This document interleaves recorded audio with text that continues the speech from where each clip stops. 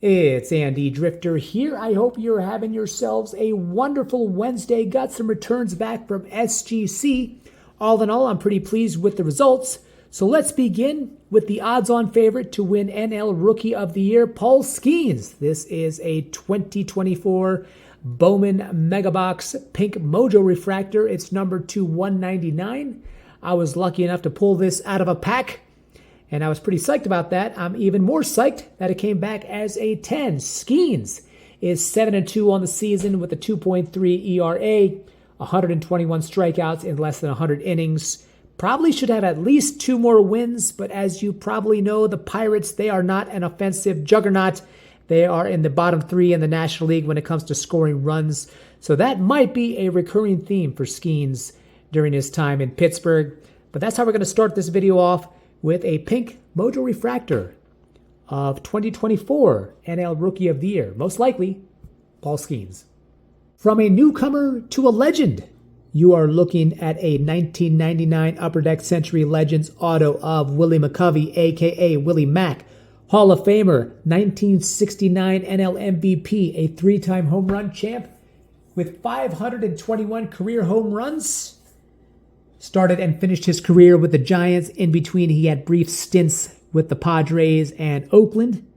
This card came back as a 9. That's satisfactory to me. As you know, SGC will not grade the auto unless it's a perfect 10. And there is some visible fading with the auto there. So that is the second card I have for you. An on-card auto from the legend, one of the best to ever do it in the Bay Area, Willie McCovey. From the baseball diamond to the silver screen, you are looking at a 2023 Leaf Metal Pop Century auto of Mr. Harvey Keitel. 85 years old, not slowing down. A few months ago, he appeared in the 6-part series, The Tattooist of Auschwitz. Now, I didn't watch it, but it received amazing reviews. Harvey Keitel has appeared in some of the most iconic action films of all time, Reservoir Dogs, Pulp Fiction, From Dusk Till Dawn, and one of my favorites, the grossly underrated Copland, which came out in the late 90s. It stars Sylvester Stallone, the late great Ray Liotta, Robert De Niro, and one Mr. Harvey Keitel. If you haven't seen it, go on and check it out. This card looks amazing in a tux. Too bad the auto is a little bit off the sticker there. That's why it wasn't graded. But that is the third card I have for you, a signed card from Harvey Keitel.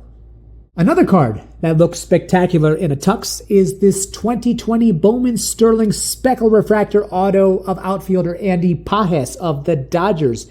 Now, not too long ago, he was optioned to AAA.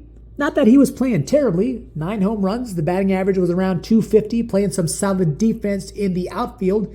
It was more like he was the odd man out. That being said, as it gets closer to the playoffs and the Dodgers expand their roster, he will be brought back to the big show. And I don't know if he's a superstar in the making. Could be a guy that gets you 15 home runs, maybe 20, maybe get a Gold Glove or 2. That being said, the Dodgers, they have so much firepower in that lineup that Pages complements them very nicely. So that is the fourth card that I have for your viewing. And in the case of this card, the auto was clear enough for them to grade it. Andy Pages from 2020 Bowman Sterling, and it registered as a double dime. At 27 years old, Yordan Alvarez has checked off every box that every major leaguer would like to achieve.